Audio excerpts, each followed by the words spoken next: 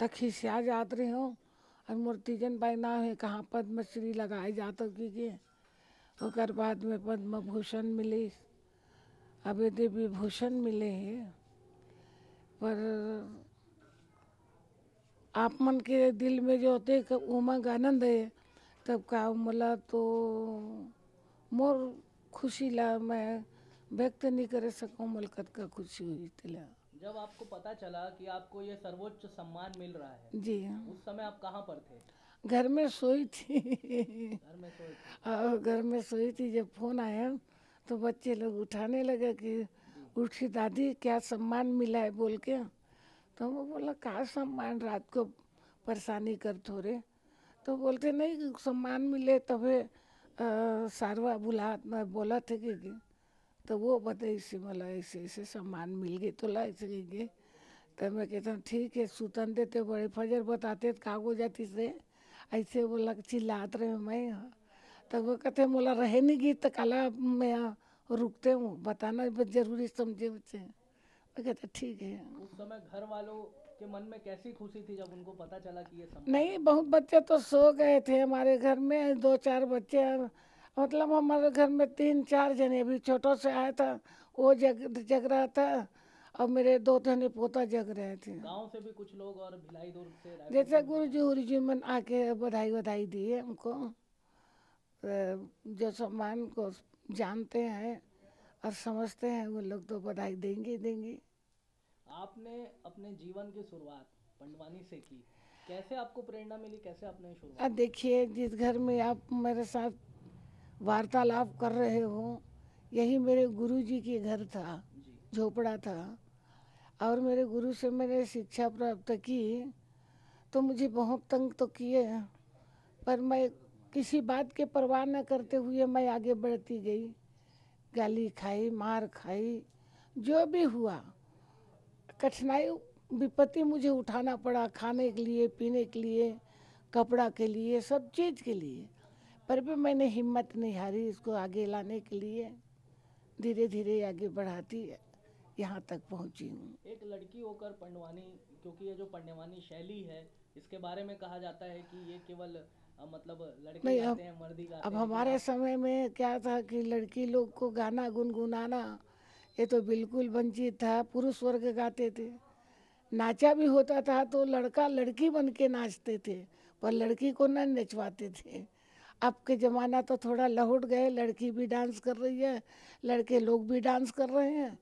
तो ये ज़माना अभी जो चल रहे हैं वो तो बड़े आनंद के बात है कि लड़की और लड़का को दोनों को मतलब बढ़ावा दे रहे हैं। हमारे ज़माना में ऐसा नहीं था, बस इसलिए तू लड़की है पंडवानी गाती करके खूब धुलाई पिटाई हुआ। दुख तो हम उठाए हैं पर अब उतना दुख नहीं है। अपने बच्चों को लेकर कहते हैं कि हमारी लड़की को सिखा दे तो मैं सिखाती हूँ। आपके परिवार में उस समय प्रोत्साहित करने वाला कोई नहीं था क्या कि आप आगे जाओ, हम आपके साथ हैं, देखिए ऐसा कहने एक तो वाला? मैं आदिवासी कोटा की हूँ जी। और आदिवासी कोटा के लोगन के जो सोच है वो बड़ा विचित्र है। जी। उनको ये सोच नहीं होगा कि ये आगे बढ़ेगी कि ये मान सम्मान पाएगी, ऐसी थोड़ी। फिर भी में मेरे को भी खुद ही पता नहीं था कि इसमें मान सम्मान मिलता है। मैं तो ये सोच रही थी कि कथा सुनना है, सुनाना है और क्या, और मेरे को कुछ करना है, ये लोग मेरे को बहुत तंग करते हैं, ऐसे मैंने सोचती थी। और ये तो भाई धीरे धीरे करके आप तो समझ ही रहे हो कि कहाँ से कहाँ तक पहुँच गए। आपने जब कार्यक्रम देने की शुरुआत की थी उस समय आपकी उम्र कितनी रही होगी? 13 साल की थी।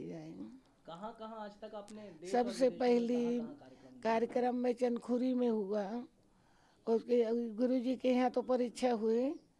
उसके बाद खूब मारपीट लगाई हमारी मम्मी, तो हम चंदखुरी चले गए। चंदखुरी में हुआ तो 3 रोज के लिए रखे थे, फिर वहाँ बढ़ते बढ़ते 18 दिन के महाभारत हमने वहाँ किए, पंडवानी सुनाए लोगन को। फिर वहाँ से हम फुर्सत ही नहीं। भारत के अलावा और कहाँ कहाँ आप कार्यक्रम दे के आए मैं हैं? Paris, Switzerland, German, London, Tunisia, Malta, Cyprus, Turkey, Bangladesh, Mauritius, Italy, रमन, कौन सा अभी देश है जो बचा है? कोई ऐसा देश नहीं है न मेरे से बचा हो। आज आप इस मुकाम पर पहुंचे हैं, हाँ, क्या चाहते हैं? ये जो शैली है पंडवानी की, जिस तरीके से आपने शुरुआत की एक महिला होने के नाते, अब देख कुछ लोग और आ रहे हैं, क्या लगता है आपको, कितना बदलाव देखते हैं आप समाज में? मैं अभी एकदम लुप्त तो नहीं होगी पंडवानी। पंडवानी तो गाने वाले बहुत लोग हैं, पर जिस तरीका भगवान ने मुझे आगे ले जाने के लिए जो मौका दिया गया, इस तरीका अभी देखती हूँ तो ऐसी कोई लड़की नहीं है जिनमें कुछ कर सके। क्यों नहीं, ये मेरे को पता नहीं क्यों नहीं हो रहा है ऐसा। आज आपकी उम्र कितनी हो गई है? अब मेरे तो 70 74 के लगभग चल रहे हैं परिवार ये। में कौन कौन है आपके? मेरे पूरे परिवार है, नाती पोता छंती पंती सब है। जब आपको अब जैसे होता है, हर माता पिता का एक सपना होता है कि मेरा बच्चा पढ़े, आगे बढ़े, आपके माता पिता ने क्या सपना देखा था? नहीं, हमारे माता पिता ने सपना देखा था कि खाना बनाओ और रोटी पकाओ, खाने के लिए दो। ऐसे नहीं सोचा था कि आप आगे जाओ पढ़ो लिखो। हमारे हम 6 भाई बहन थे ना, उनमें कोई पढ़े लिखे नहीं है। खुद उन लोग भी नहीं पढ़े थे। हमारे नानी नाना कोई नहीं पढ़े थे, उसके पिता नहीं पढ़े थे। इस तरीके हमारी पूरे परिवार मतलब खानदान नहीं पढ़े लिखे। आपकी शिक्षा कहाँ तक हुई?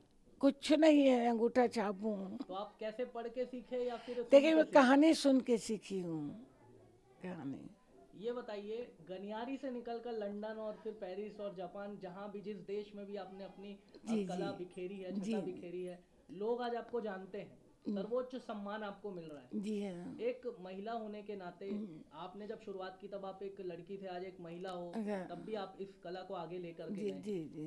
देश में जो और बच्चियां हैं, अभी भी परिस्थितियां उस तरीके की देश में है, क्या संदेश आप देना चाहते हैं लेकर? अब उन बच्चों को यही संदेश देती हूँ कि जिस कला में जो निपुण है, उस कला को मेहनत से लगन से काम करते रहे तो फल देने वाला तो ऊपर वाला है।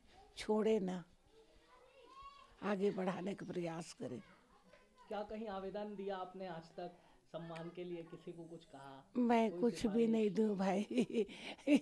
मैं कुछ भी नहीं दी हूँ। छोटे से कागज मैंने नहीं दी, और ये भी नहीं सोचे कि मेरे को सम्मान मिलेगा, ऐसे सम्मान पाऊंगी, ऐसे भूल के नहीं सोची हूँ। सब ऊपर वाले की मर्जी होती है, देना लेना और किस्मत में लिखा होता है। छत्तीसगढ़ वासियों के लिए क्या संदेश देंगे? अब छत्तीसगढ़ को क्या संदेश दूंगा? छत्तीसगढ़ में तीजन बाई जैसे महिला जन्म ली है, यही बहुत काफ़ी है।